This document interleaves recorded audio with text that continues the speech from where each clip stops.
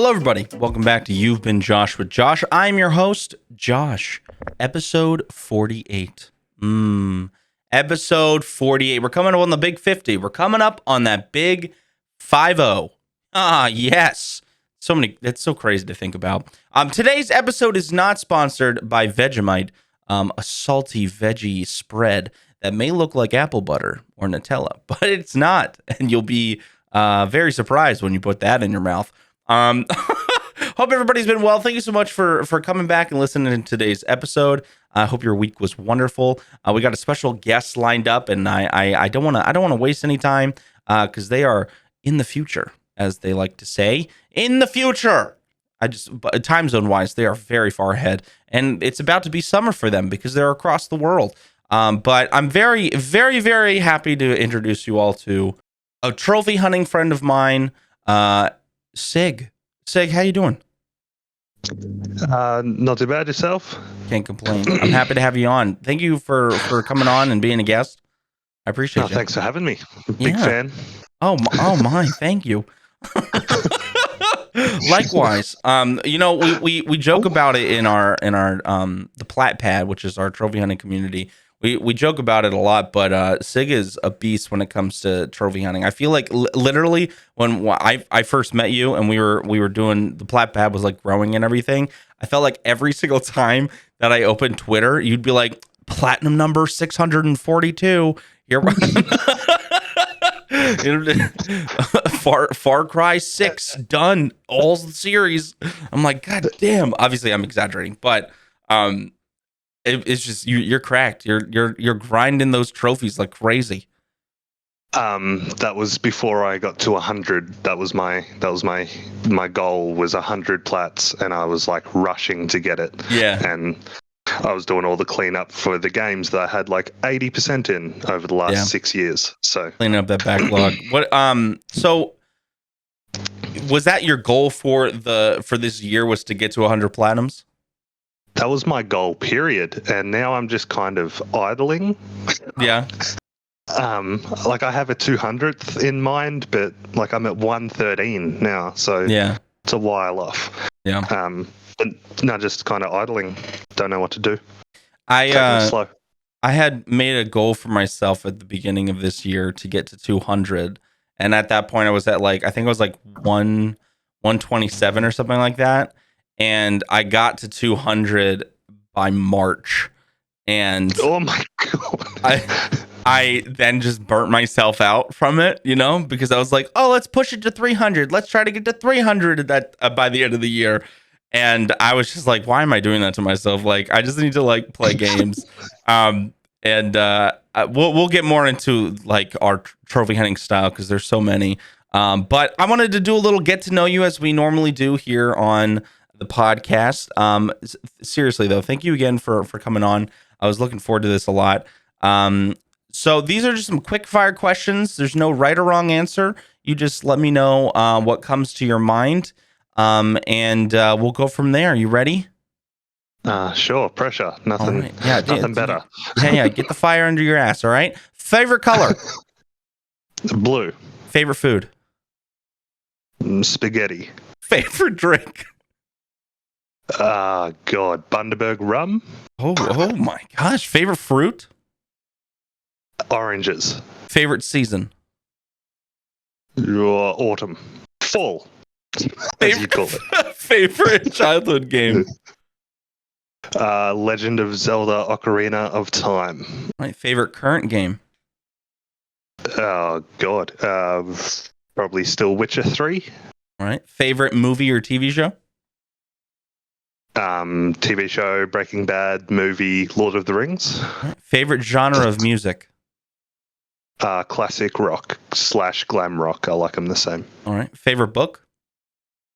The Witcher, Blood of Elves. Favorite word? Gurgling. Favorite number? 13. Oh God, I don't know why. Favorite animal? White tiger. What is your Hogwarts house? Slytherin. Blanket or stuffed animal as a kid?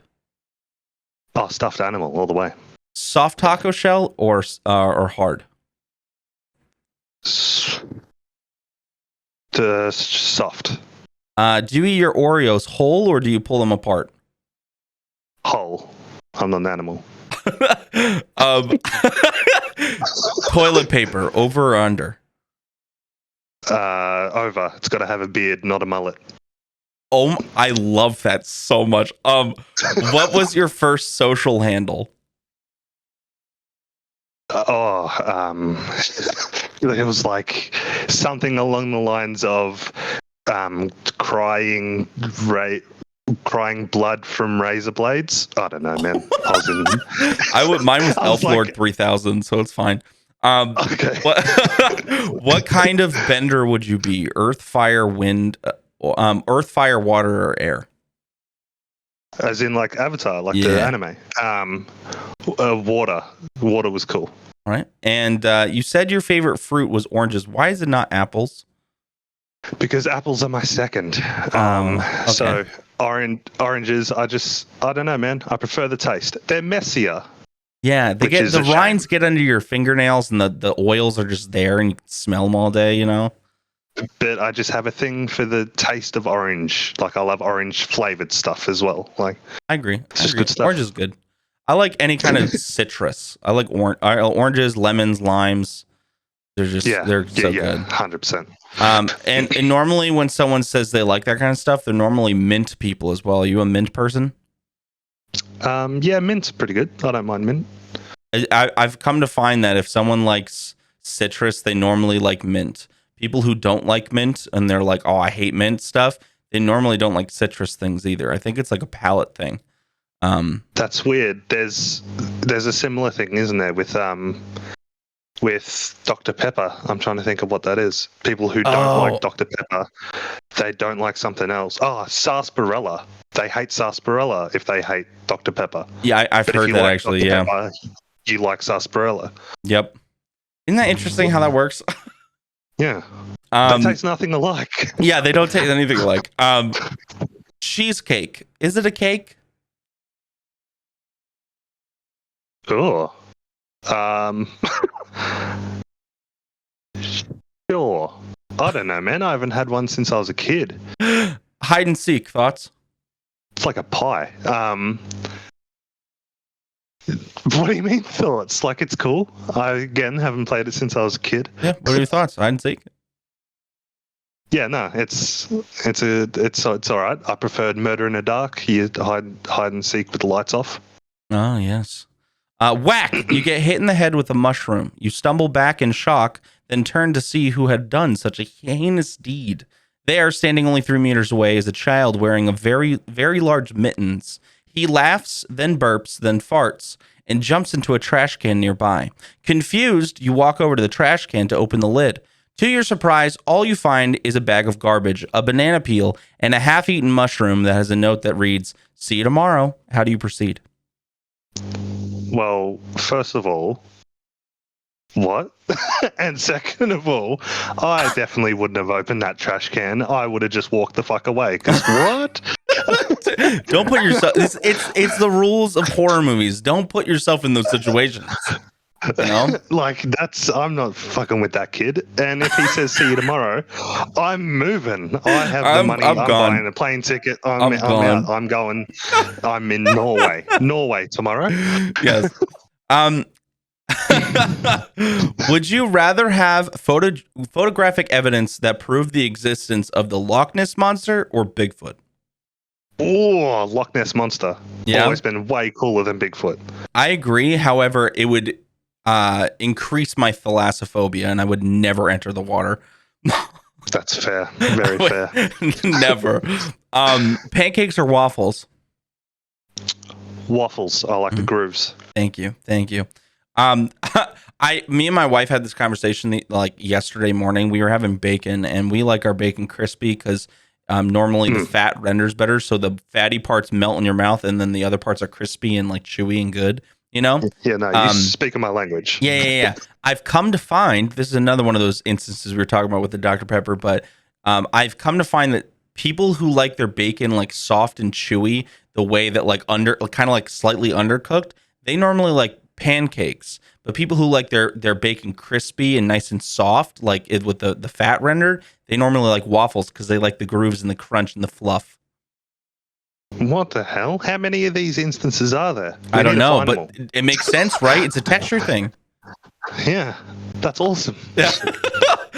You and your friend enter a seemingly mid haunted house attraction. Though normally unaffected by most cheap thrills, you entertain the illusion and try to enjoy yourself. Halfway through this uninspiring experience, you both pass through a doorway and are transported to another dimension in which you are both surrounded by demon goats. They bleed at you ferociously, spewing blood and black goo everywhere. You notice a portal off in the distance, though you don't know where it leads, and an axe lying on the ground in front of you. How do you proceed?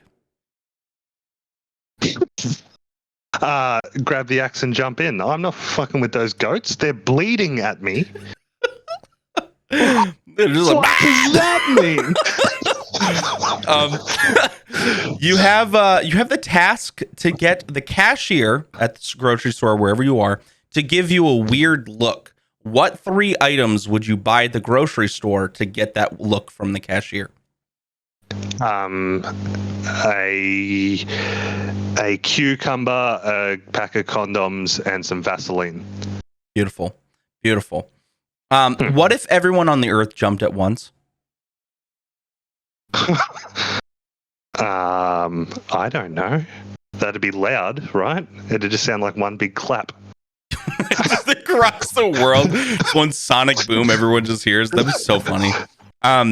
So that was the end of the questions. You did a fantastic job. Good job. Seriously. What? So I normally have these interviews with people who stream. I've had a couple people who are just mods, so we talk about other things like how you join Twitch and whatnot. But with you, I thought it'd be really nice to talk about how you got into trophy hunting. So when did you start trophy hunting yourself, and tell the people a little bit how you got started? So I actually recently revisited this there's a new section in the Platpad Discord. And I had to go back through all the plats, and I realized the game that started it. But technically, I had a PSN before the one I have, and it has a plat on it that I wasn't actually aware of.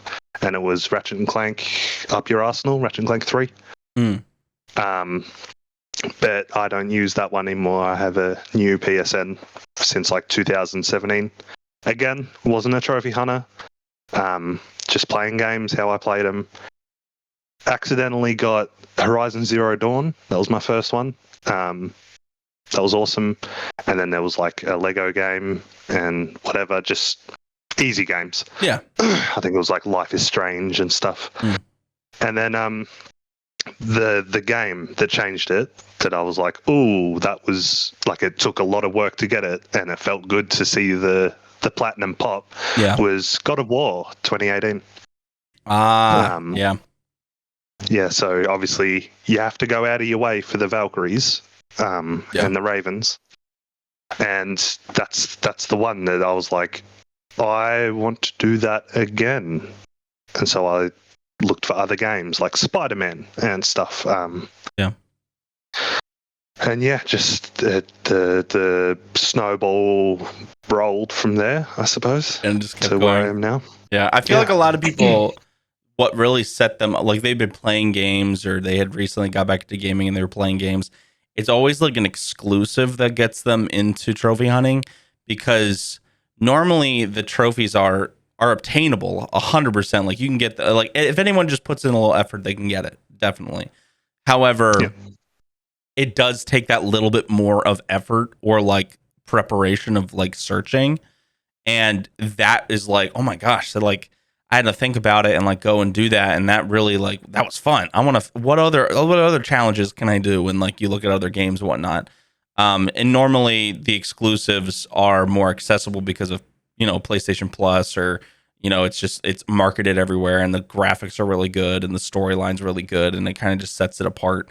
Because for me, it was Marvel Spider-Man. That was the one that I like got. Like as soon as I got my PS4, I like wanted that game because I love Spider-Man, and I kept seeing the ads for it, and it had been out for a year, and I had sold my PS3 like 2 years prior, so I hadn't played video games in a long time. And so I got the PS4 and the Spider-Man, and I played it, and I was like, my God, the graphics have changed so much in the last 2 years. I was like, holy shit. And I was like, this is so cool. And then I got the platinum because I loved the game so much that I played it like 3 times over. And I got all the the collectibles and read in all the little, you remember the backpacks and stuff? I just read all of that, and and the trophy popped, and I was like, oh my God, what is this?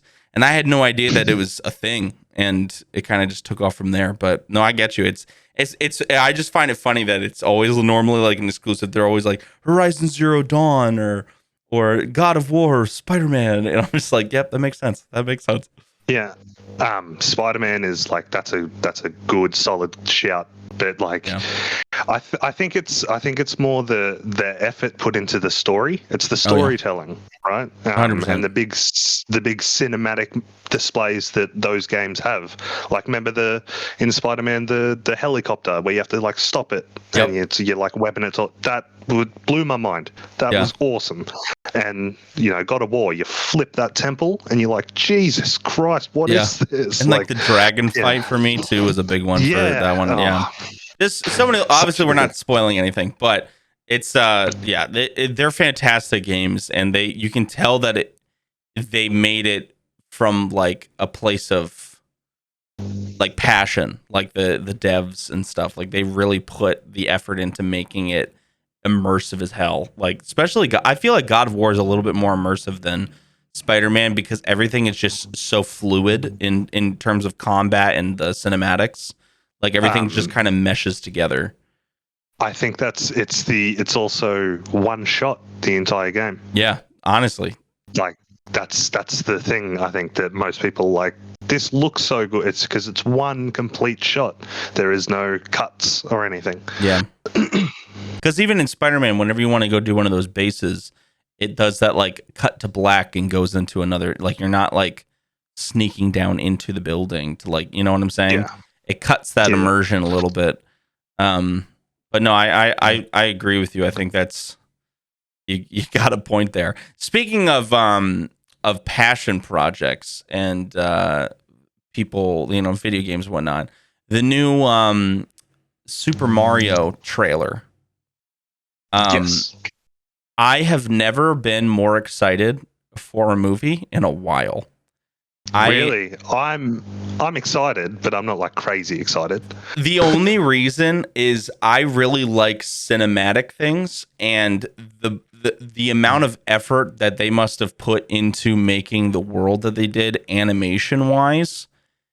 Yep. They did, like, the trailer alone looks fantastic in terms of animation, and that excites me because like Wreck-It Ralph was awesome because every single time you watch Wreck-It Ralph, there's something in the background that you can see that you didn't see before. And like the little cameos and little things that they just trickled in as like extra flavor for like the scene, and like, I love that. Same with like Ready Player One and stuff like that. They put so much effort into making it so pretty looking. Also, I'm a huge Jack Black fanatic, so him as Bowser just makes me so excited. I was gonna say, but the main draw for me is Jack Black as Bowser. Yeah, no, 100%. Obviously, people are like upset with Chris Pratt as the voice of Mario, but we only heard a little bit of his voice. I want to see actually how they do it, but also it doesn't really matter. Also, though, people are like, man, it's just his normal voice. But it's not, though. It's his normal voice using an accent. Yeah. He's like got that New York kind of Italian accent. Yeah. That like, yo, I'm walking here kind of thing. He's got that thing going on. Exactly. And so I'm not angry at his voice. I was like, yep, I assume that's Mario. If he's not fully Italian, sure, he'd sound like that. Like, yeah, and you think of like Luigi, it's Charlie Day from Always Sunny in Philadelphia. His voice is gonna sound like Charlie. Like his voice is so iconic that he's gonna sound like that actor. Like there's no way around it. You I know? don't think he can do. Can he do other voices? Oh, 100, Surely 100% he can, but he has such like a raspy voice that it's still good. Like it's he's so so high good though. pitched, like you're gonna be able to tell it's him. Like, which is why I think it's funny because you remember the old live action Super Mario they did way back in the day? Yeah, Like yeah, yeah. everyone loved that. And that was ridiculous. Like It was bad. this is going to It be was more very spot bad. on and like in the animation style and everything. And people are like, his voice not the way I envisioned it. It's like, shut the fuck up. Shut the fuck up. Like, do you remember like the Goomba in the old one? Do you remember how that looked? The massive so suit and the bad. little head. It's like the Teenage Mutant Ninja Turtles. Like those suits were ridiculous, but we loved it. Yeah, man. We loved it. That was good. Yeah.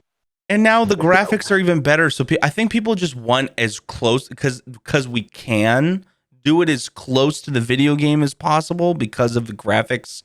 Like an animation can do that now. They just want it to be one on one. Like it is spot on. And like, Yeah. but you still have to have creative freedom, and I think that's what they're doing.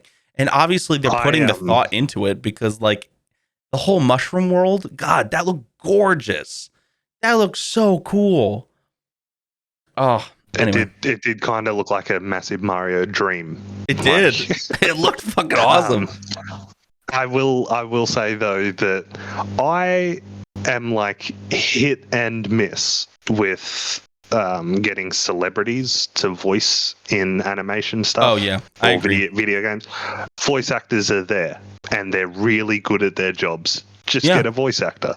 Like I'm pumped for Jack Black, and there's also like Charlie Day, and like isn't Key from Key and Peele? Yeah, isn't he's he gonna be Toad. He's gonna be Toad. Like that's awesome, but like there are voice actors that are cheaper and will do a better job. Like 100%. No, I agree with you. It's obviously you can see why they're doing it because it brings people in, and here we are talking about it, and it's getting a lot of publicity and stuff. So it's understandable. However, like you're saying, it is like they could get the original Mario to voice, or whoever the Mario's has been playing, doing the voices in the video games. Like they could get that person to do it. And apparently, as far as I remember, I think I was looking through the IMDb page. They have the original Mario accredited in there. So either they're doing a cameo or they're gonna have like whenever he does jumps or stuff. I'm assuming they might like add. I have no idea. We haven't seen the movie yet, but he is accredited in there. So I don't know if they're gonna have a cameo or not. If they have like a flashback scene and it's like a 2D game, and it's or like like they get a spell cast on them and it goes like 2D and it's like side scroller. Yeah, that would be kind of cool. But that's the thing with the animation style they can, and the amount of effort that they could put in, they could do something like that where it'd be like super interesting to watch. But who knows? I'm just excited for it, to be honest. But anyway, that was a derail moment, like I was talking to you before we started. Yep. Going back to trophy hunting stuff, what is the story behind your gamer tag and your name Sig? Where did that come from? Okay, so it was originally Colonel. Well, not Colonel, but like COL, like the shortened Colonel. Okay. Colonel Shadow Step. But now it's Sig Shadow Step, and that's literally because of multiplayer games. I'd get on voice chat with people, and I'd be like talking to them, and they'd call me Cole, like COLE, the name Cole, and I'm like, well, that's not it. So I changed it, and Sig is a character from my childhood, from Jack 2 and Jack 3, the Jack and Daxter games. Sig is the huge wastelander guy with a big peacemaker weapon that's like a big electrical ball that like hunts down the metalheads and stuff, whatever. But that's Sig, and I've always loved him, so I was like, Sig, I'm gonna change it to that.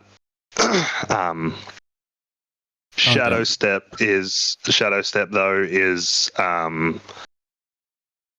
I play and have played for the last 17-ish years Dungeons and Dragons, and my first character I made was called Abraxas Shadow Step, and I just took the Shadow Step from that. Like that. Yeah.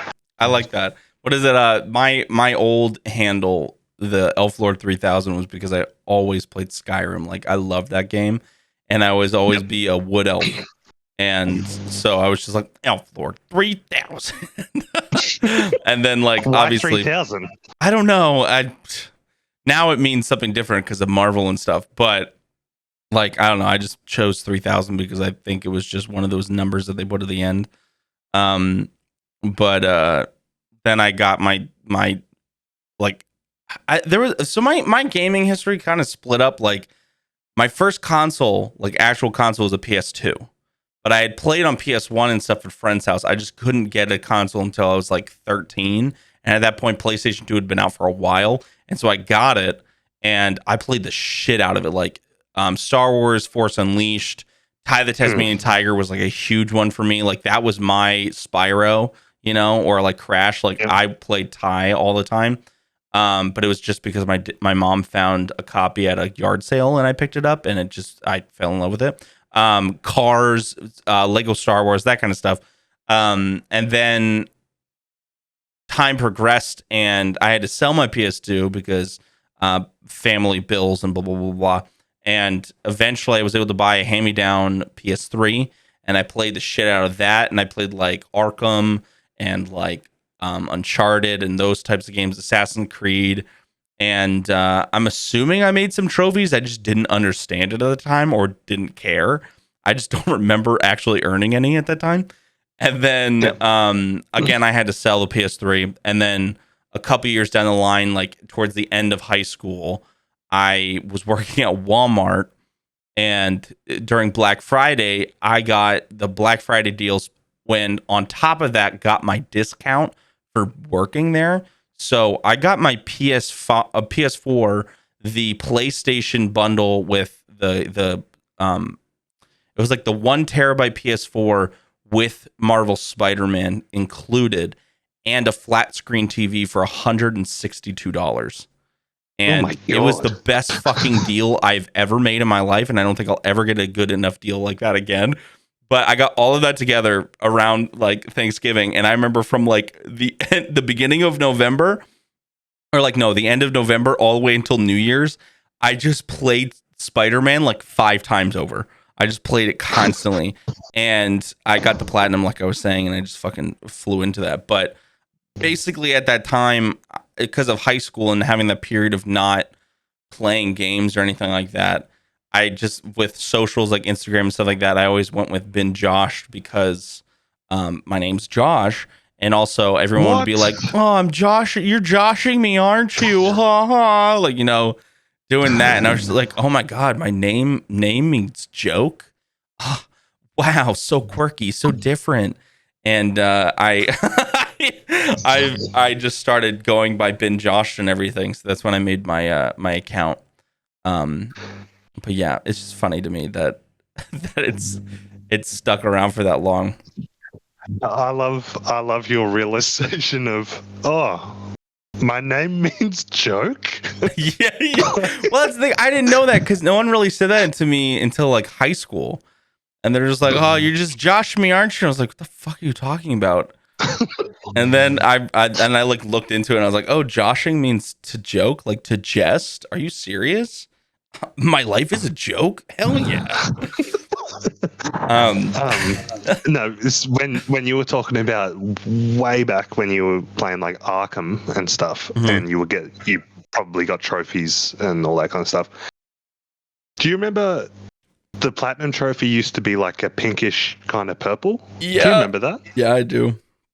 What the hell? That isn't platinum, it looks right? ugly. It looks fucking ugly. Platinum? I think they were called like PlayStation Crowns or something like that at that point. Like they had the trophies, but then the platinum was a platinum crown or something. I forget what it was, but it looks gross. I don't like it. And plus, in my opinion, the old platinum, the one that's got like the swirls around it and stuff, I'd never really liked the look of it. I'm gonna be honest with you. The new version of the platinum and stuff, it just looks more in tune with PlayStation sleek, more modern vibe that it's always had. Do you mean the PS5 one, the one with like the new X version, the square new artwork triangle? for it. Yeah. That looks nice. It does I look think nice. it looks just clean, and especially with the new like UI HUD of like the PlayStation and the like, everything looks so congruent with each other, and like whenever the new Platinum pops, the sound is just so like you're like, oh god, thank you, God. I'm not gonna lie. Like the first time I ever seen it was in Astro's Playroom when you can pick it up and stuff, and I'm like, what is that? Oh, is that the new one? And I was like, yeah, I don't know, but I do love it now. Yeah. But I will say that when I first got the PS5 in like February last year, I got my first plat on Astro, and I did not like the sounds the trophies were making. I hated it. Really? I thought it was disgusting. I didn't like the change of the noise. I was violently angry for like 10 seconds. Oh, that's fair, because they did change the sounds too, which is like iconic, you know? Yeah, I was too used to those. And it's grown on me now. I prefer the PS5 sounds now. I think it's less intrusive. Back. Yeah. Because like I've recently been doing Fallout 3 on the PS3, and the old sounds, and I'm like, ooh, I don't like it. Yeah. That's not what I like anymore. Yeah. I think they did a good job, and honestly, they changed it, but they didn't change it so much that it is like very abrasive. But I think that the new stuff is nice. I'll send you after the podcast. I'll send you a file. I made a beat using all of the sounds of the PS4 and like the trophy sounds from that time. Oh, awesome. And whenever I listen to it, I'm just like, wow, it's changed so much. I was like, wow. Oh man, I thought you were gonna say, oh wow, I'm a genius. I thought that's what you were gonna say. I'm so fucking good. Oh my god. My head's just so big. Do you met?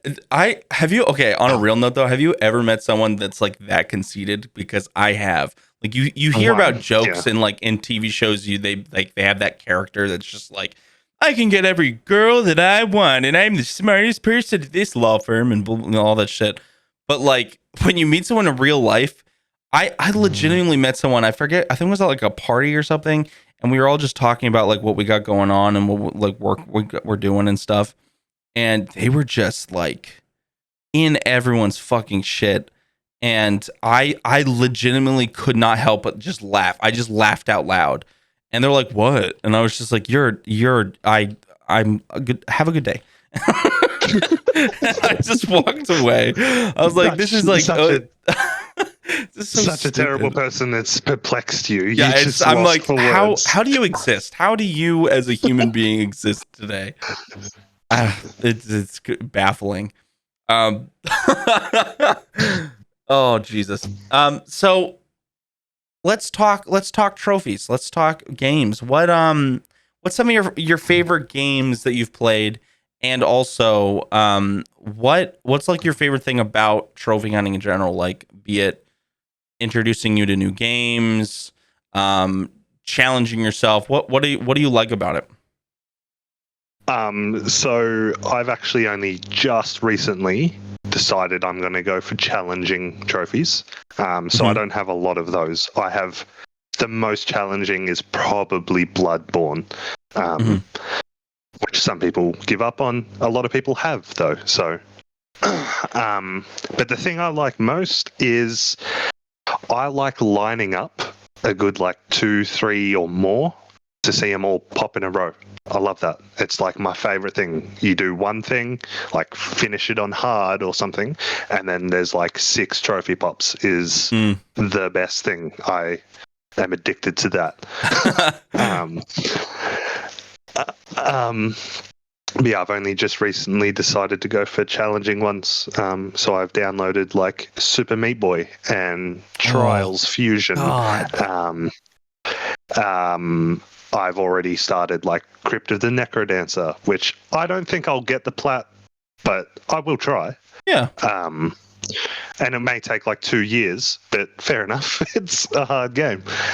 But yeah, no, I think I'll do fine. I think with the challenging, I'll just take my time with it.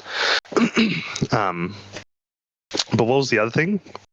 Oh, like what do you like about it the most? Like for me personally, like one of the things that I'm so grateful for with trophy hunting is the fact that it put me outside of my comfort zone to try other games, because I'm like, ooh, this game, I've never heard of it, but like it's free right now on PlayStation Plus. Let me play it.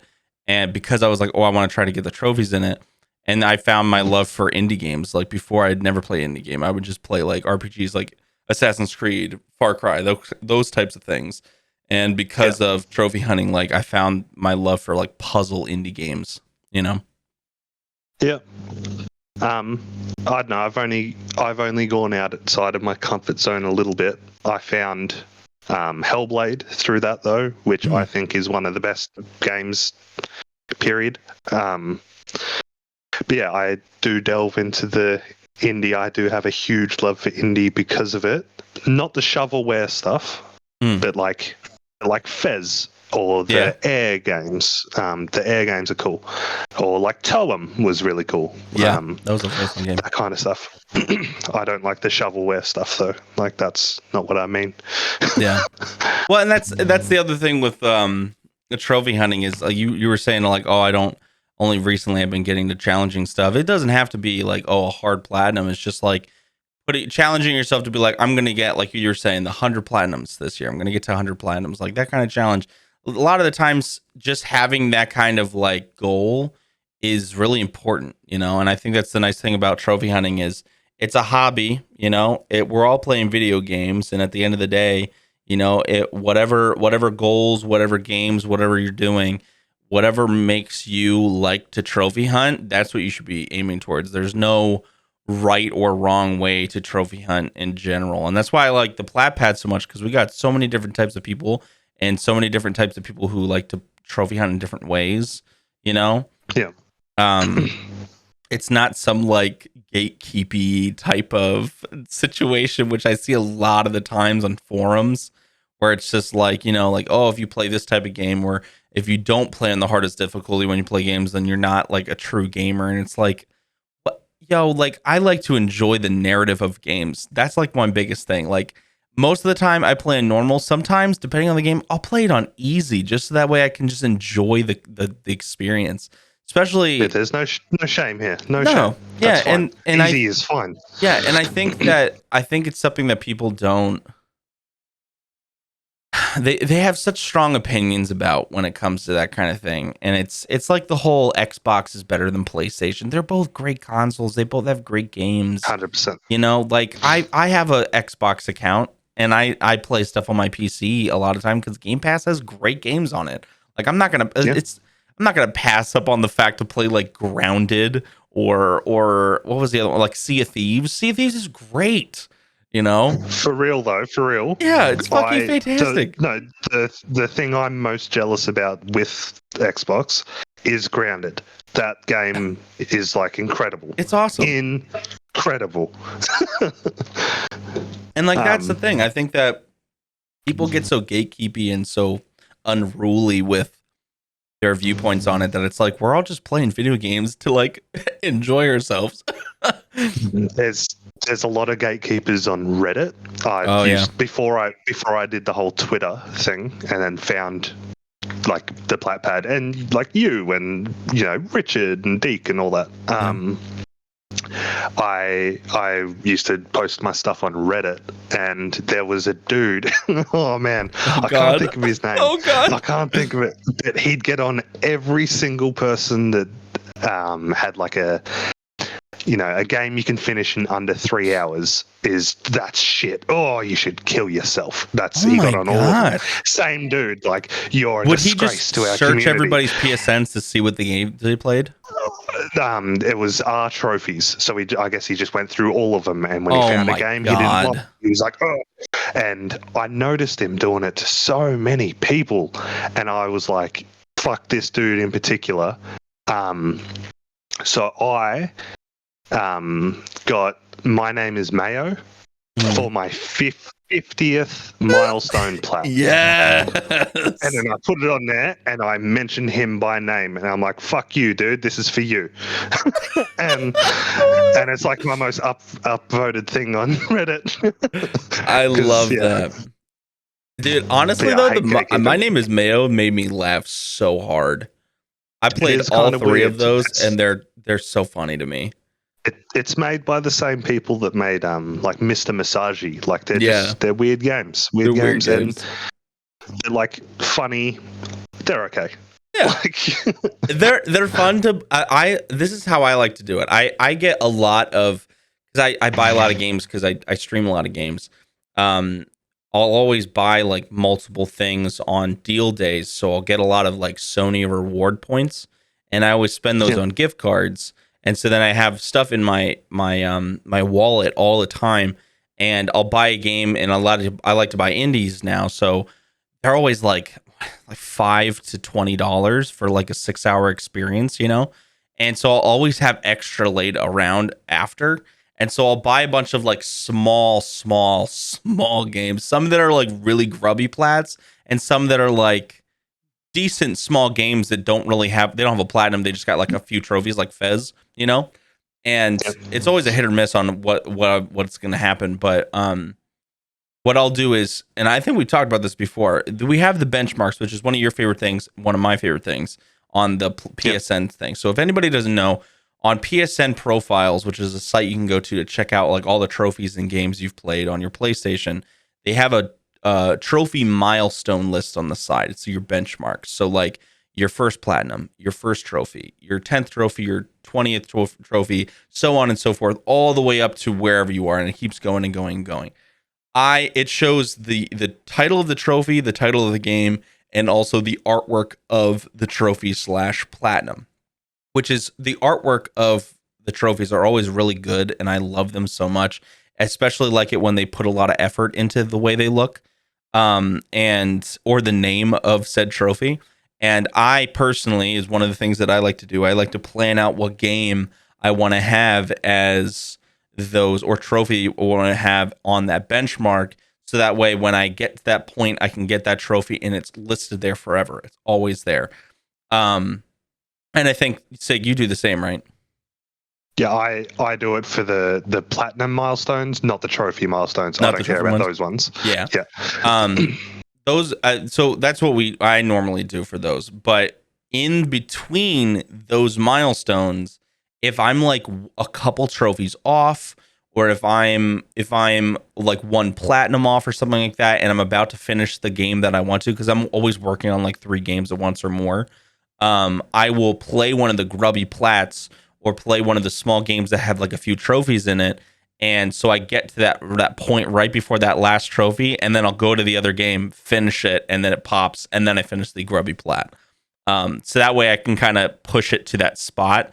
Because one of the things I hate, because I stream, is if I'm playing multiple games, I get to one of those spots and I'm like, oh shit, I'm like 4 trophies off. I don't want to play this game on stream tomorrow, get 4 trophies on accident because we make a lot of progress, and then I lost that milestone. So those small plats really help with making sure I hit those benchmarks the way I need to. Plus they're after working on like a really long game. Like I remember after Valhalla, which I haven't even completed all the DLCs for yet. That was such a long game that like I loved it. I loved every minute of it. However, it was such a long game that I wanted to play some smaller games that I could just go on, like the crossword ones. I'm a huge person for Sudoku and crosswords. So those ones by what is it, Paul Word or whatever they're called. I can't remember they're called. They make no idea. There's like these ones that have like, they all have like 50 trophies, and you have to complete like 300 crosswords and stuff like that. It's pretty large and it takes like a few hours to do. But I love popping those on while I'm like watching a TV show, and I'll just do crosswords and I get trophies for doing it. And I would do it in a book otherwise. So, you know what I'm saying? Like, it's just, those are nice to just throw on, like, and do that while I'm watching like a TV show or something. Yeah, hell yeah. But it's just interesting because there's so many different types of games, especially now with the PlayStation Stars thing they just implemented, where if you get rare trophies, you get points, and then you can use those points to buy more games. You know, I just think it's really interesting. Plus, they have the collectibles. I don't know if that. Have you seen anything about the Stars? Yeah, I've been at it for the last couple of days. Yeah. Yeah, I like the collectibles you Um, get, the ones that like turn. yeah. I'm almost level 3, I think. God damn. When I finish Resident Evil 2, I should be like 1 or 2 trophies off. Wow. But yeah, I did there's like a little campaign and stuff to get, like, you have to boot up games that matched the song titles from 1994. And that took a while. Yeah, that took a while to get, because it says like Mr. Jones and Regulate, 2 different songs. What's the game? And I was like, Jesus Christ, what the hell is that game? I listened to both the songs and I got it. Damn. But yeah, there's like there was like 6, I think. You have to boot up 6 different games. And yeah, that was fun. I hope they have more stuff like that.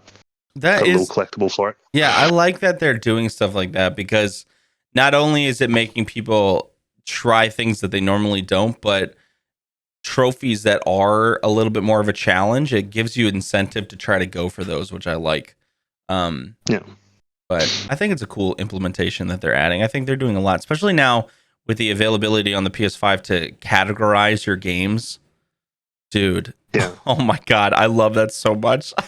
I always hate when I'm like looking for games and I'm like, man, I'm trying to find this one small game that I found and I have no idea where it is. Now I can take all of my indie games and put them into one folder.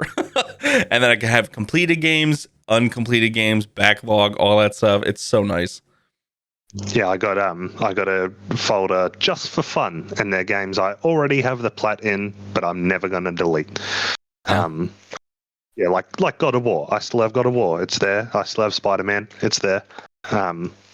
Also, I'm not going for the plat for it yet, but Red Dead Redemption 2. That's just for fun at the moment until I get the plat. I want to start that eventually. It looks a lot of fun. Yeah, I've decided that's my 200th. That's your 200th? Nice. Yeah. My 200th was Control, which was nice. Such a good game. I was not expecting how good it was going to be. I didn't really know what the concept was. It was so much fun though. I fucking loved it. I did bounce off of it because I got Returnal. Returnal came out as I was playing it. So I bumped it off for Returnal, and then I just haven't gone back to it. But what I played of Control was awesome. Like I got like 3 of the powers or something, and I was having a lot of fun. It reminded me kind of Infamous almost, like the destruction powers and shit. Yeah. But yeah, that was pretty cool. That's a good choice for you 200th. Yeah, it was a lot of fun. The game that I completed, but I didn't actually go back and like finish up, kind of like what you're saying with Control, is God of War. Actually, I've never got the plat in it. I beat the entire game and went hunting for ravens and did some of the Niflheim trial stuff, but I never like did all the Valkyries and find all the ravens and stuff like that because I think can't remember what other game came out at that time. I think it was like COVID hit like right after I finished playing like the main story, and we went into lockdown, and one of the sales came out right when that happened, and I got Assassin's Creed Origins and Odyssey, and I really wanted to play Origins, so I played that, and then during COVID it got consumed in Origins and Odyssey like completely. Like I had like 200 hours in both games. Like I just loved them. That's barely scratching the surface with those two. Well, yeah, right. But yeah, no, it's.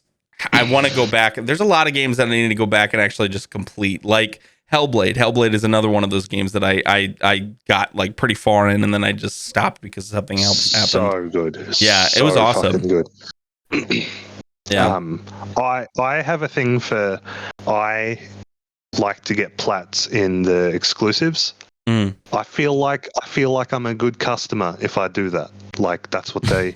I have the plats in the exclusives, so I have Yeah. like all the like Jack and Daxter's, Ratchet and Clanks, the Last of Us. I haven't got it in the first one, but I do have it in the second, and like God of Wars, and yeah, I feel like that's the thing you should do, and Yeah. I have a lot of fun with it. So I'm playing Horizon right now. yeah, Which is oh, that's surprising that also a I've good never one. played it because that's like right up my alley into what kind of gaming that I used to play a lot of was that type of open world concept. And I'm loving it so far. It's so good. It's so freaking good. And I'm really excited to play the second one once it comes out. I mean, once I'm done with this one, I mean, it's already been out. Been out for a fuck ton of time. I was just like, am I back in time? Welcome to 2020. Are you planning to play? I don't know how much of a Hogwarts fan you are, but are you planning to play Hogwarts Legacy? Of course I am. What kind of? That's of course I am. I'm psyched. It looks Pre-ordered really for good. ages. Yeah, I was gonna say as soon as it went on pre-order, I got that shit. No, you go.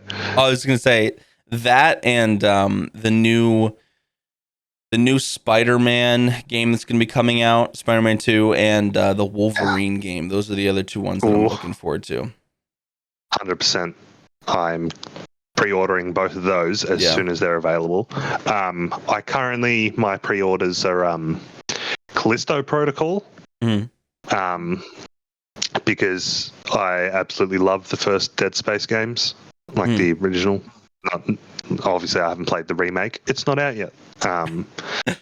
And I got Marvel Midnight Suns because it's made by the people that made XCOM, which are like some of the best fucking games. But Marvel, so even better, I hope. and yeah, Hogwarts Legacy. And also, I recently bought, waiting for it, the Gotham Knights as well, just to test out the stars, points, and stuff. And also, it's a Batman story. I'm gonna like it. Yeah, I love Nightwing. He's one of my favorite DC characters of all time. So same actually. I was thinking about getting that game, but I was like, I'm not sure, especially because as of late, just because of the move and everything, like money is not something I can just be like, oh, let's do it. So I pre-ordered the Hogwarts one, but I'm saving up for the point where the Wolverine and Spider-Man comes out, so that way I have money to do that right away. Because I have so many games in my backlog that I'm just trying to go through those in between the bigger games that I want to play.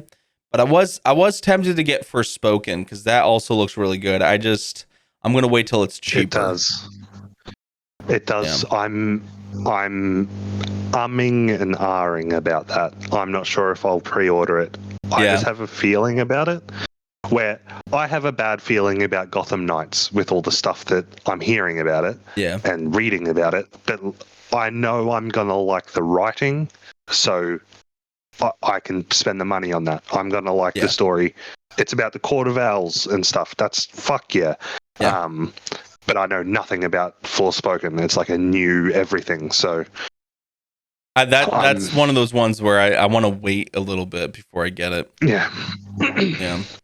It does look good though. Like the traversal looks awesome. It looks really cool. That's why I'm like, I want to get it because I want to play right away. But at the same time, like you're saying, I have a feeling that like it might not be what it's chuffed up to be. Kind of like Stray, to be honest. I thought Stray was going to be a completely open world concept, but it was pretty linear, you know? It did kind of seem that way in the trailer, didn't it? Yeah. And like the leading up, you're like, oh, so you can just run around this entire world. Yeah. That's awesome. But yeah, I still loved it, but it was one of those ones where I played it and I was like, oh, wow, that's it. I was like, oh, okay. Like, it was great. I loved the game, but I was just kind of surprised with how, like, just linear the story was in regards to the open world. Like that first section in the city where you meet the guy with the staff and they're doing meditation and stuff. Like that's the most open area out of the whole thing, you know? Yeah, because the treetop kind of, the one that's real vertical is very open. Yeah, it's very small. And then of course the sewers are just like small as well. But yeah, no, it was just interesting. I mean, like it was still great, totally worth the money. It's totally worth the time to play, and the ending, so good. Yeah. But yeah. But I do have one gripe with that game. Okay. And it is one of the trophies. And Which it one? is not Can't Catch Me. I got that on the fourth attempt. Damn. So it wasn't. I didn't have that much difficulty with that. My gripe is with the napping for an hour trophy. Why? You make it go to sleep and you put the controller down for an hour. That's padding time. I hate that. Yeah. I hate it. Those types of trophies annoy me because it's like it's intentionally telling you to not play the game, but you're making my console run, you know? Yeah. I have 2 trophies left in that game, and it's the speed run, which I'm planning to just do on a weekend where like I just look at what I need to do and just do it because it's under 2 hours. It's not that much time. And then the hour sleeping. I was gonna lay the hour sleeping for the last, so that way at the end I could just find my favorite spot, go to that chapter, and just sleep there. I was thinking about doing the one in the lady's apartment where you can go up on the raining windowsill. I really like that one and just kind of have that, but yeah, I agree with you. I think it's kind of redundant, like there's no point for it. I did the exact same. Well, you haven't done it yet, but what you're planning on doing is exactly what I did, except my last trophy was the napping, and I had to choose no spoilers, but the last napping spot, just like 20 seconds before the end of the game, that is where I went to nap there, and that was my plat screenshot. But the speedrun trophy wasn't that bad, man. It was... Yeah, that's what I've heard. I screwed up and I got like an hour 37, and I screwed up on a couple bits. Like, yeah, it's generous. It's very generous time. Yeah, I heard that I heard that so many people complained about that Catch Me trophy, and honestly, yeah, it was. There were some spots where it was really difficult because they would jump randomly, but I thought it was fun. Like I did made it a whole segment of my stream after we beat the game where I just put the theme song to Pirates of the Caribbean on, and I just did it over and over and over again until I got it, and I made it like a whole bit. And people were cheering me on. It was fun, like and it took like, I think for me it took like over 20 tries, but we got there, like we got it, and then it's just like we're done. Yes, whoa. That sounds awesome.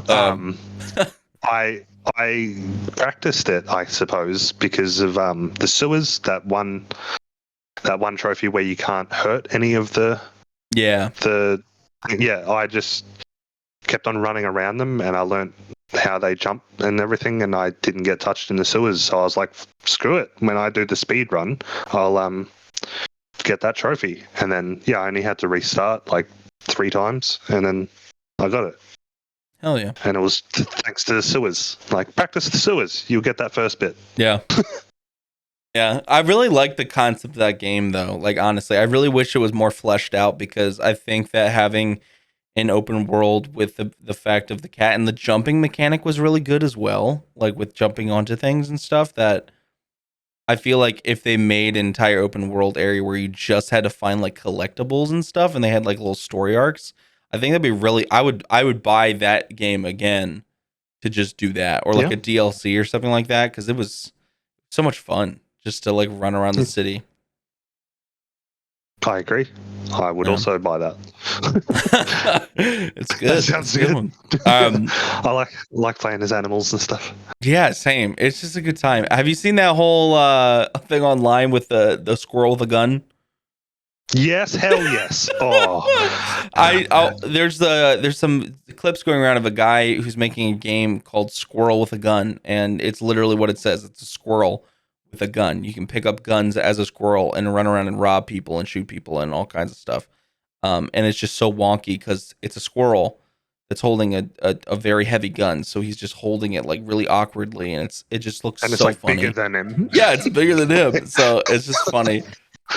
That looks really fun. I wanna see what happens to that. And then I also saw one where there's one as you play as like a mouse or a rat in a city, and you're running around. There's one on Twitter that I've been seeing of that, and they're coming out with that eventually. I don't know when, but that kind of looks interesting as well. Well, I think mine all stems from, remember Dog's Life back on PS2? Yeah. Yeah. What a game. What Yeah. a hell of a game. Like, Agreed. And you just play as a dog, like sniffing stuff, peeing on stuff. Dude, Yeah. that game was awesome. Same with like Goat Simulator. That game was so stupid, but so much fun. So fun. Yeah. Animal games, man. They're awesome. Yeah. Let us play as things that we can't play normally. That's what we like. Let us play as oh my gosh, do you imagine an open world game kind of like GTA where it's you're an Autobot and you can transform into vehicles but then go back out into like a robot form and just smash the city and stuff around you? That would be fucking awesome. Like Transformers. Yeah, like Transformers. You could change it into like Autobots. So you can transform into a car or a fucking aircraft and then just fucking take off. But like you have an open world concept where you're like through the cities and you can climb buildings and like you have battles and stuff. Kind of like you remember the old Incredible Hulk game where you can go through the city and smash shit like that, but like obviously better because the graphics for that time were pretty shit. But like, do you remember the old Incredible Hulk game where you could literally pick up pedestrians and throw them? Is that it's the same one where you could rip up some of the ground and surf on it, right? Yeah. Yeah. Everything was very like low res and not very detailed because you could just break buildings and they would fall. But like you could legitimately pick up a pedestrian and just throw them for miles.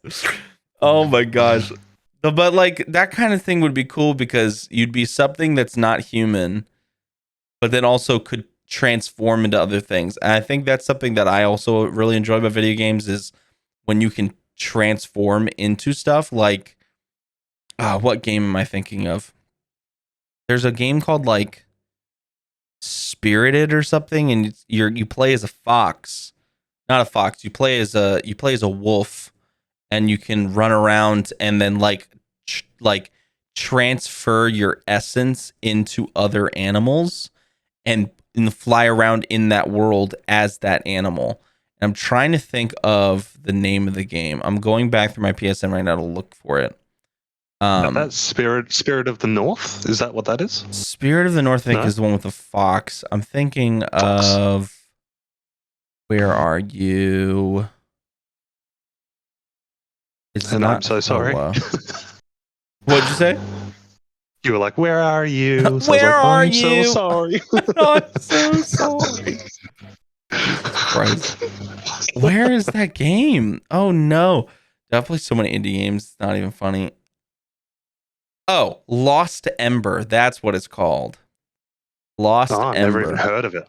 It's a really good indie game. I highly recommend it. But you're a spirit, and you can transform into other animals around you as you're listening to these stories. And you can even play as like a mole, and you can like go underground and go through tunnels and stuff like that. But then come up and be a butterfly and fly around, or transfer back into like a turtle, and you go really slow. And like there's so many different things you can like transfer your essence into, and it makes it a lot of fun. Or if you think about like Maneater, you get to be a shark and just eat people.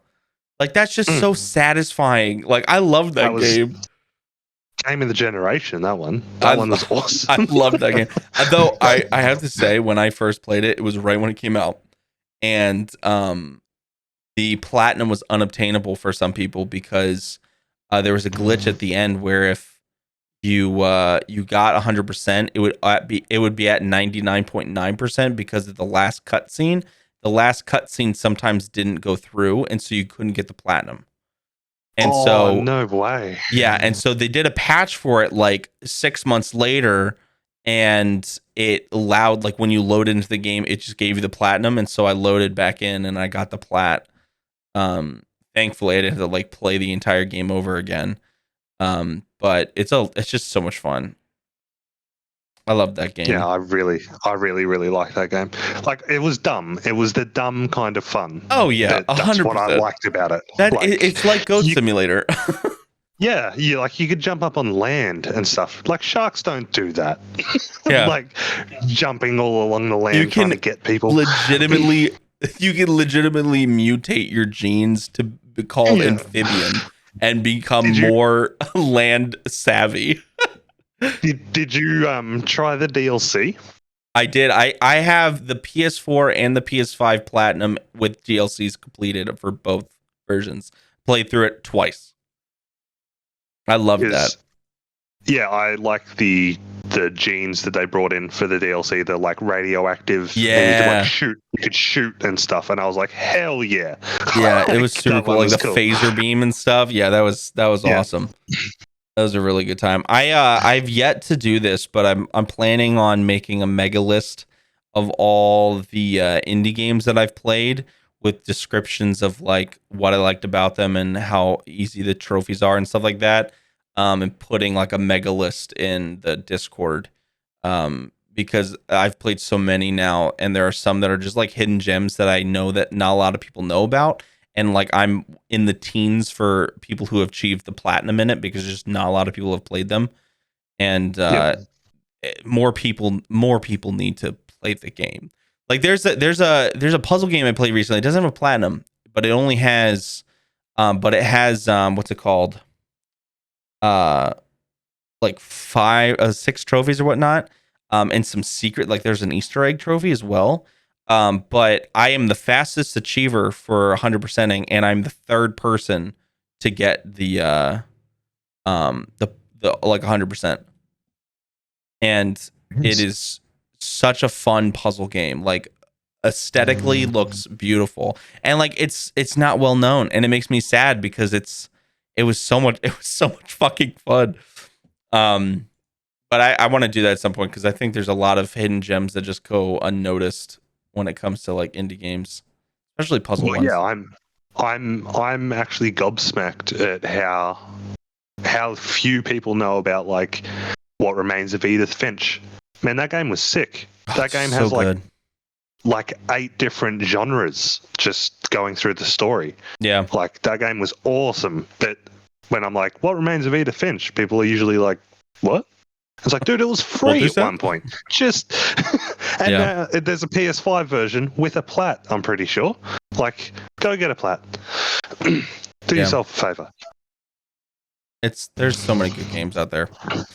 Speaking of unrelated game stuff, I talked a little bit about this before, but the the whole thing that happened with Van Gogh. Yes. I really like their art and stuff. My wife has always wanted to go to the museum to go see Sunflowers, which is one of her favorite paintings because we like Doctor Who a lot. And there's an episode where and the sunflower painting meant something. Yeah, great episode. There's the sunflower one was made for someone in the story, and obviously blah blah blah, but it's not actual real, but it just means something more to us as well. And we'd always want to go see it, but this, like, I think it was like 3 days ago, someone 2 protesters for fossil fuels went into the museum, took a can of tomato soup and threw it at the fucking painting. It's on film. And then super glued their hands to the wall. What the fuck? They threw it. They got on their hands and knees, they had super glue in their bra, and they pulled it out, super glued their palms, rubbed it together, and then slapped the walls so that way the only way they could be removed is if like they pulled up some of the wall to get them off, because otherwise it'll hurt them. and everyone was freaking out. And then they did this huge speech about what's more important, art or our world. And although I agree, I think that like we're mistreating a lot of things with fossil fuels and stuff like that. I don't think that damaging artwork that is historical is like, you made a point, yes, and here I am talking about it. So again, you made your point, but why? You could have done something else that was less destructive, I Like, don't even understand the plan. Why does that make people go like, oh, fossil fuels are bad? You're right, woman who superglued her hand to the wall. You make a good point. well, it's like, like obviously we've seen a lot of protesting over the last couple of years for multiple different things, and like, peaceful protests sometimes just don't get overlooked. Like sometimes you got to make a loud noise to get heard and stuff like that. However, I feel like damaging damaging things like that, that's a crime. You're literally committing a crime. Like, I feel like there's other ways to get known, like putting up, like doing things that speak volumes without having to do anything. You know what I'm saying? Like, obviously, I feel what's like the line? But if you go do that at like, a place that makes all the fossil fuels and stuff, fair enough. Like, because I agree, there should be a different alternative to fossil fuels and stuff, like, because it is bad. There's a lot of bad shit that comes from fossil fuels. So like, go protest them, go damage their shit. Like, I'm all for that. Like, but help them find a different way. Yeah, I don't think that attacking a museum, a really famous dead painter's famous painting is the way to do that. Yeah. Now you're just going to be known as that dickhead that tried to damage or did damage a really famous painting. Yeah. What a dickhead. Yeah. Oh.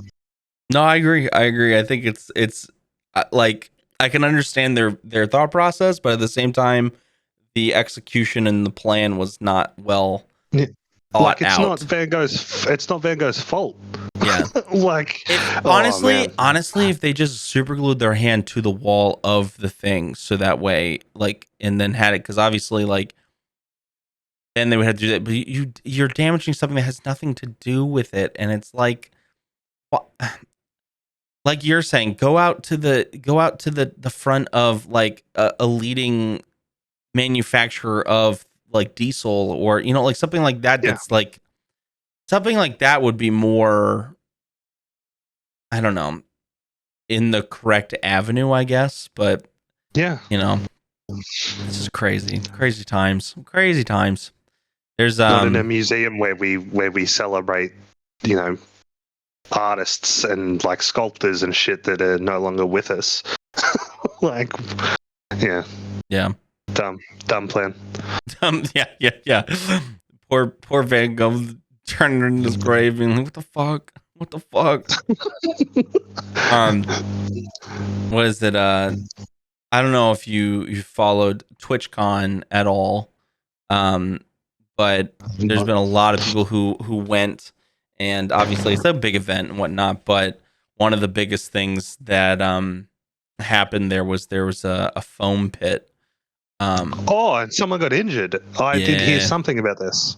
Yeah, it was I believe it was Lenovo, like the computer company, and processors and stuff.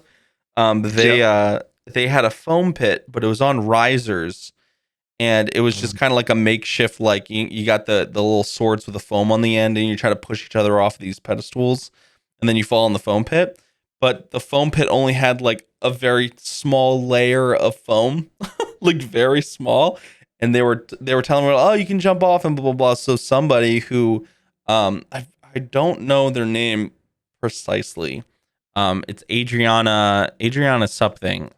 They're a previous porn star that went Twitch streamer. They jumped off because they won, is as a celebratory thing, jumped off and just like onto her butt, like just fell because like it's a foam pit. You're gonna jump in, like You're gonna be And fine. yeah, Gonna be absolutely fine. she crushed her spine in 2 places. Oh, what the Yeah, fuck? she fucking broke her spine in 2 places, and she had to get a metal rod through her back, and now she has to go through physical therapy. She got out of her bed for like the first time this past like 2 days ago or something like that. For after the surgeries and whatnot. Oh my god. It was really fucked up. Somebody else dislocated their knee. Someone sprained their ankle, and I even though there's some liability things that they don't have to worry about. It's the lack of communication, and also they were like encouraged to jump into the pit. So I have a feeling that they're going to be paying her lots of money. Lots of money. Well, like getting a sprained ankle is one thing. Like that's you'll be fine in like a week. Yeah. But like crushed spine in 2 places. That's going to be long lasting. Yeah, it's going to be forever. Jesus Christ! I didn't realize that's what the injury was. Yeah, I did read something on Twitter about it. It was really bad, and like that's just nuts to me. Like I was thinking about it, I was like, my God, I feel so bad. Like so many. And what is this TwitchCon? No, it's like a bunch of Twitch streamers together. It's like Comic-Con, but it's specifically for Twitch streamers and stuff. You can, as viewers or as people who stream, you can go. And they have like sponsor booths around where you can like go and get sponsored by people if they're interested, obviously. You can go meet other streamers that you've met, or meet people who are like partner streamers, like big people, such as like Adriana or like Amaranth or Moist Critical or people like that who have been streaming for a really long time and they've got a lot of viewers. They have like meet and greets and stuff.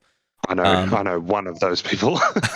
Like that's the thing. Like it's one of those opportunities where you can go and they have like shows and you can play video games, and a lot of game companies will go there and they'll have like test betas of like new games and like just different things like that. And they always have one in Europe and then one in California every year. And the one in California was the one that just happened, and I didn't go just because it's so expensive, and I would have to fly across the country to get there. But so everyone would bother you trying to get your autograph and everything. Like it's just too much of a hassle. I would just be throwing apples at their faces and be like, "Get the fuck away!" But no, I am interested in going at one point because I think it'd be fun to like meet people that I've met, because I've only met one person IRL that I met on Twitch. But it's just so expensive. It's so expensive. Plus, there's just, it's like that awkwardness of like, people are so different in real life than they are online. They don't try to be, but it happens. So I feel like I'm a very introverted person, surprisingly. Like, really? Yeah. Like in real life, unless I know you very well and it's a small group of people, I'll be like my open self, but that's why I love Twitch and I love Discord and all those things, because I'm here, I'm looking down at my desk, I got my phone, I got my G Fuel, I'm in my fucking pajamas, I'm just relaxing. I know my wife's next to me in the other room with my dog. I'm in myself. I'm not with you in person taking on that like energy you're putting off of just like, hey, how are you? Blah, blah, blah. Like I'm not taking that on, and that wears me down. Like if I go outside and I go to the grocery store, I'll get groceries and I'll come home and I'm like, I'm good with that for a week now. I'm not gonna fucking go out because people annoy me. People fucking annoy the shit out of me. Yeah, no, that's fair. So I feel like if I went, I would be tired after day one. Yeah. How long does it go for? Oh, it's like a 3-day thing. Oh, Jesus. So it is pretty much just Comic-Con. Like. Oh, yeah. Yeah. No, they have a lot of stuff. They have like guests who come, and I think they had, I don't know who came and performed, but I think it was maybe like Megan Thee Stallion or something like that came and performed at TwitchCon or something like that. They also had The Midnight. I don't know if you know that band. No. They're a pretty big band, and I believe they're all their music is non-DMCA, so you can play it on stream. And so they're big in the stream world because their music slaps. Like their music's really fucking good. And you can also play it without having to get like a strike on your channel. But they had a bunch of people there. It's a cool event. Like they got a lot of stuff going on, and obviously it's more about meeting people that you know hung around with, which is why if I was to ever do one of those types of things, I would just say let's plan it together as a group of all the people that we want to meet, and we all meet at one location, share like an Airbnb or something, because I feel like it'd be far cheaper, because not only do you have to pay for food, flight, and stay, then you have to pay for each day at TwitchCon. So it's like, I think it's like I don't know how much it is, but I think it's pretty expensive for each day, and then things that you want to buy there, and then, the meet and greets, and it gets pretty pricey, just like Comic-Con does. Yeah. 100%. Yeah, go for like a Airbnb. Go paintballing or something. Oh yeah, do something fun with it. Go to an arcade. We're fucking gamers, man. Let's go to an arcade and just relax. Go, even Laser Zone or something like laser tag. Oh yes. See, that would I think that would be more fun, and I feel like it would be more of a personal experience in the sense of that. But again, like I said, you can take everyone to go get tacos afterwards. Exactly. Tacos. Yeah. No, it'd be fun to do that at some point, like go to TwitchCon, but like I said, I think I'd be each day afterwards I would have to go back to my Airbnb or hotel and just fucking crash all night. I wouldn't be able to hang out with the bar afterwards with people because it would be so much. It would be so much. Yeah. I'd get so tired. But yeah, I think it's interesting. Well, yeah, I've never even known that was a thing until I read about that lady getting hurt. Yeah, it's so weird to think about the fact that they wouldn't, like, when you think foam pit, you think like 6 feet deep gymnasium, like trampoline house type thing where there's a foam pit, and if you fall in, you fall in, and then you get out, but you're like in a giant pit of foam. It's a foam pit, not a foam step. You know what I'm saying? Oh, it's so interesting to me. It's such a like a liability on their part. Like, did they not expect someone to get hurt by that? Like, I don't know. Also, have they never seen a foam pit? Did they not know how much to put in? Like, surely you fill that thing, right? Like, it's called a pit for a reason. Yeah, the more foam, the softer the landing. Like, with how much space from where the foam was at the top to where the foam ended, you couldn't even bury a body. You know what I'm saying? Jesus.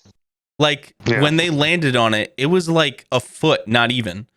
Like, it's really short. So if you're jumping off, it's like you just jumping off of a couch and landing on your ass. Like, your tailbone's gonna fucking hurt. You know? It doesn't make any sense. Or, get crushed. Your spine just breaks. I feel so bad for that lady, man. It's like, even thinking about how that would feel, like a crushed spine, crazy. I can't. It's on video too. Oh. You can go watch it. Same with everyone watching, everyone listening right now. If you want to go see it, it's on Twitter. There's also a video of the Van Gogh painting getting beamed. Getting beamed. If you want to go watch that as well, they have their speech on there as well. As soon as it happens, everyone in the fucking museum gasps. You can hear it. Like, there's like a silence, and like, cause like it, like, I always feel awkward going up in museums and going up to like fossil things, because it's like, those are actual fucking dinosaur bones. They're old as shit. You ruin it, it's gone forever. Like that, you're not gonna see this. It's like the here in the US, the stone where the Mayflower landed, that like the Plymouth Rock or whatever the fuck it's called. It used to be 4 times the size that it is today, because they keep moving it, and every single time they move it, it falls off the fucking cart and breaks in half. And so the rock has shrunk in size so many times. It's like one of those things where it's like, it's a piece of historical like relevance. Why are you fucking with it? Is Is the painting okay now? Did they clean it up? I've only read one thing about it after the fact, and they said that apparently there's no damage. However, I don't know I don't know. Like it could have just been that article. They're like, oh, apparently it's okay. But they said apparently. So I don't know if it's like a definite yet. Yeah, you know what I'm saying? That doesn't sound very sure. But they restore paintings all the time where like it's a dirty canvas and they've been able to clean it. So I'm assured that with where our science and our technology is at now, people who are in the field of restoring old documents and paintings and stuff like that and clean bean soup off of it, you know? But still, I mean, it'd be different if they just took a knife to it or something. I feel like that would have been way more dramatic. They not to be a dick or anything, but they kind of bitched out. They could have fucking taken a knife to that shit, you know? They took tomato soup. They could have hucked some shit, like actual feces at it. They could have glued their hands to the painting. Through the painting, I was thinking that when you said that they put glue on their hands, I was like, no way. But then you said to the wall, and I was like, oh thank God. they really screwed the pooch on that one. You know, they could have made a bigger point. You know, so next time don't do that, please. No one do this. Yeah, don't. No one. This is satirical. Please do not do that. For the love of God.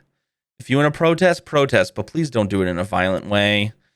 Please. Or do you do it to like a painting done by a terrible person? Like Hitler painted, go do it to one of Hitler's paintings. No one cares about Hitler's paintings. Do your own painting that looks like someone famous and then do it. Or go like what people do all the time. Go to like a statue that's really well known and just sit at the base of the statue and say that you're not going to leave until blah, blah, blah, blah, blah. You know, I feel like the world is already so destructive. And if you're trying to make the world less destructive, you being destructive yourself is not like two negatives make a positive. It's just you adding to the thing that you're already upset about. Like, just stop. Please. We don't need it. We don't need it. Life. You make a very convincing argument there, Josh. Thank you. Sometimes I'm smart. You know, I was homeschooled, and now I'm an adult, and sometimes I have homeschooled. Sometimes I get some big brain moments. It's very rare, and I cherish them, but it happens every once in a while.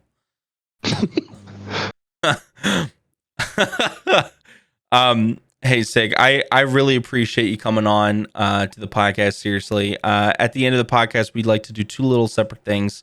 One of them being how do you like them apples, which is you sharing a fact.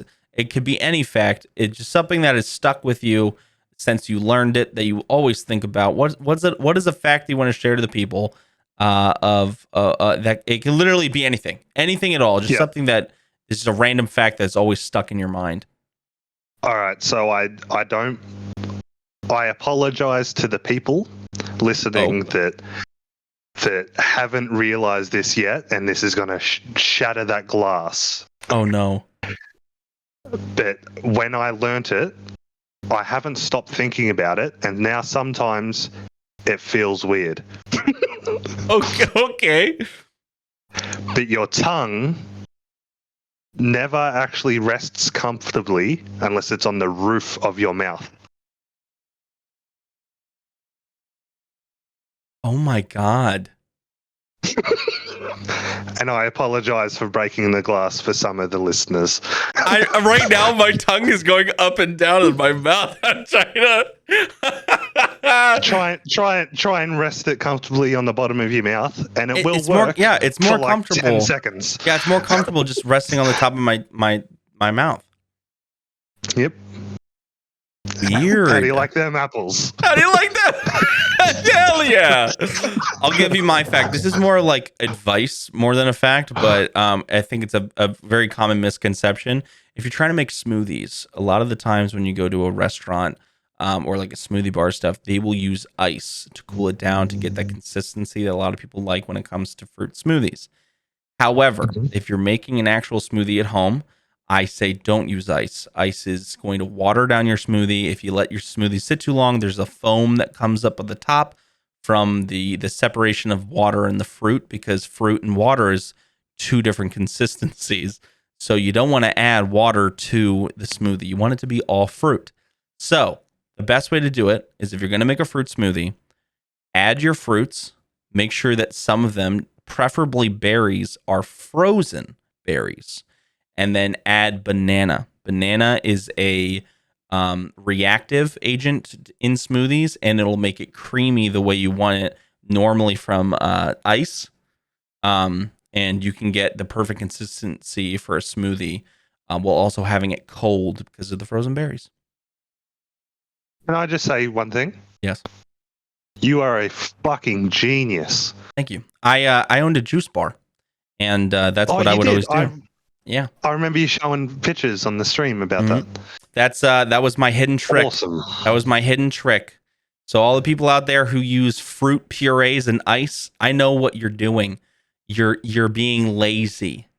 You're being lazy. Also, a bunch of added sugar that's not needed. Fruit's sweet. Fruit's sweet already. And also, to anybody out there who's like, "Oh, I don't like banana. The banana tastes gross." You only need half a banana.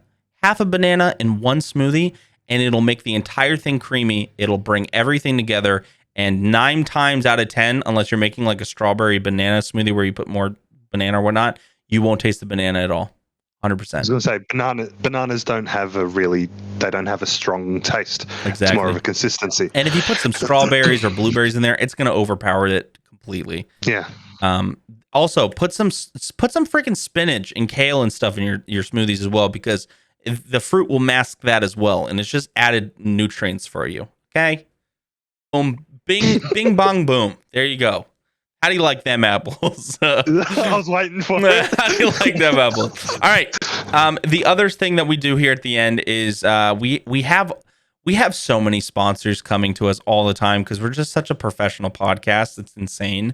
And so we like to have non-sponsor reads, because that was all sarcasm and we have no sponsors. So we like to make some of our own.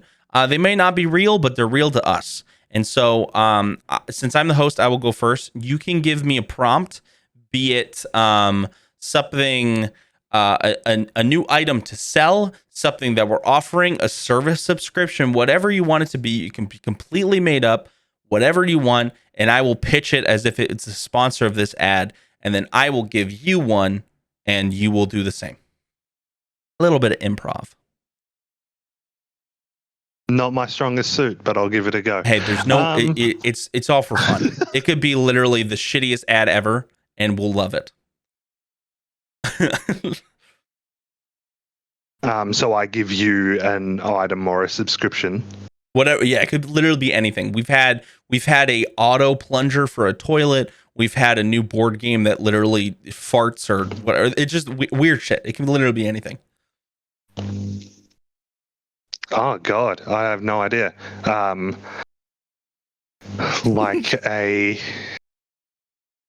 just looking around the room at like stuff.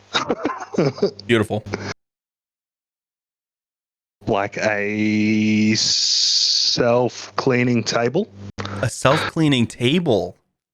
Yeah. Okay. We can do that. Self-clean table. All right.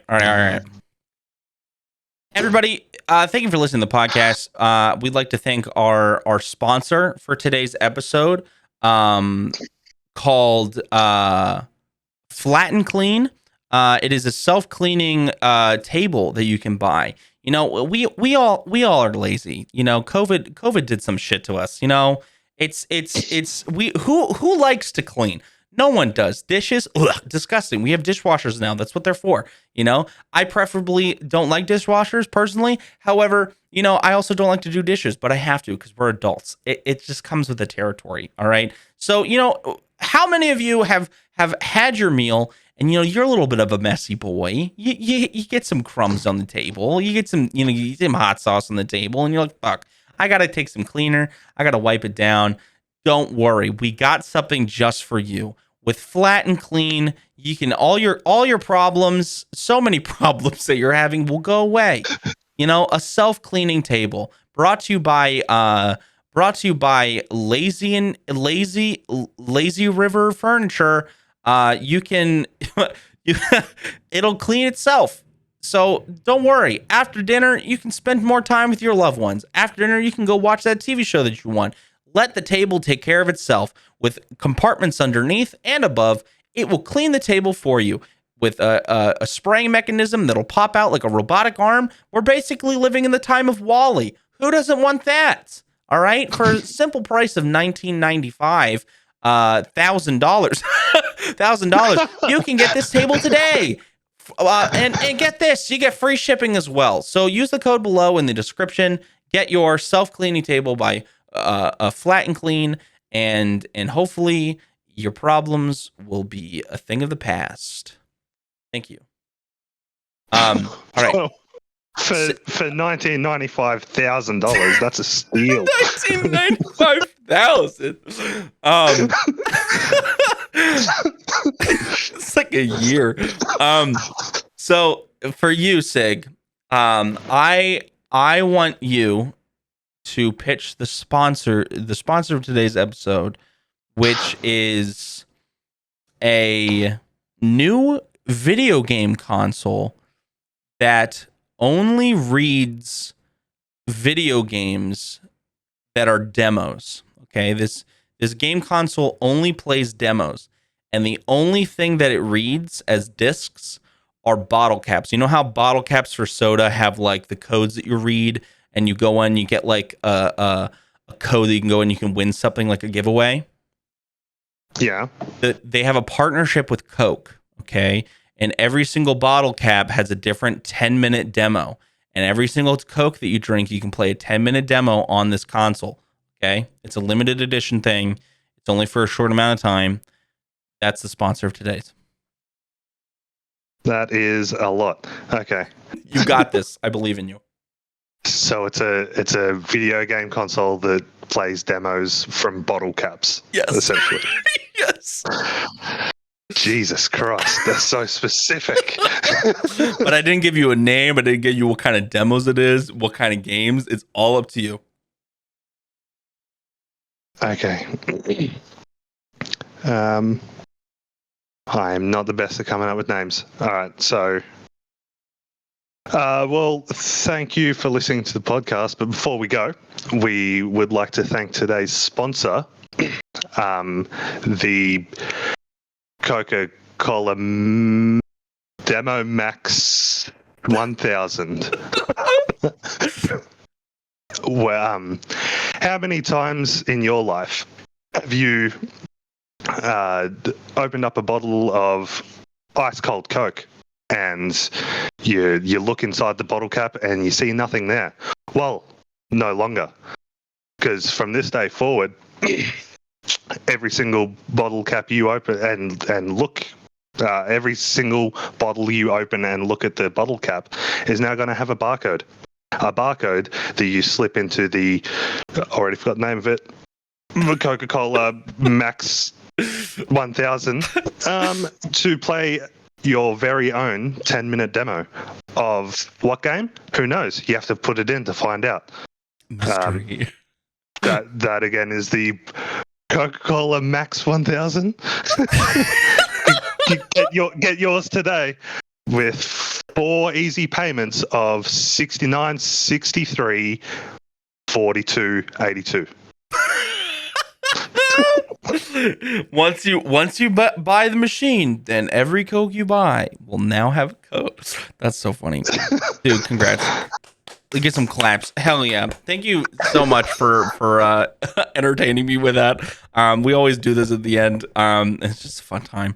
But Sig, thank you so much for coming on. This is a section of the podcast where we say our goodbyes, and I allow you to plug yourself non-sexually or sexually, whatever you prefer.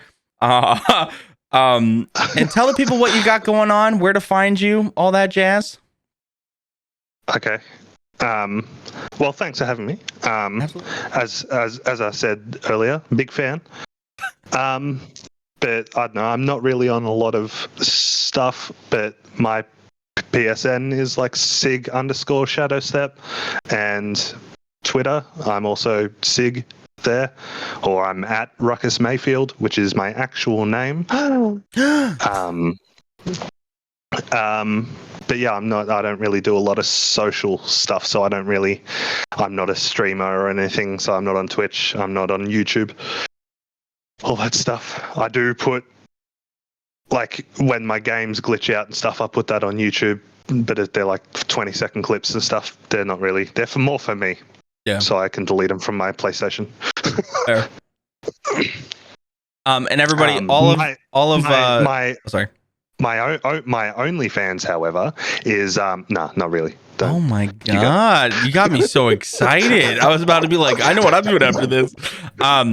Everybody, all of Sig's socials and his PSN is down in the description below if you want to check him out. Follow along in his trophy hunting journey, as well as follow him on Twitter, because he does post a lot on Twitter and shows all the games that they're playing. And if you're interested, if you're a trophy hunter, or you're a PlayStation enthusiast or a game enthusiast, and you want to join our Plat Pad, which is our trophy hunting group, both Sig and I are moderators. Reach out to me. Reach out to me. We'll get you an invite, and we'll love to have you in. Hit me up. Yeah. Hit me up. Hit me up. Not physically, but virtually.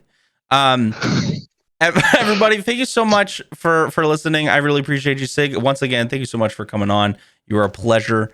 And everybody, make sure to eat your apples and stay funky, my dudes. And we'll see you in the next one.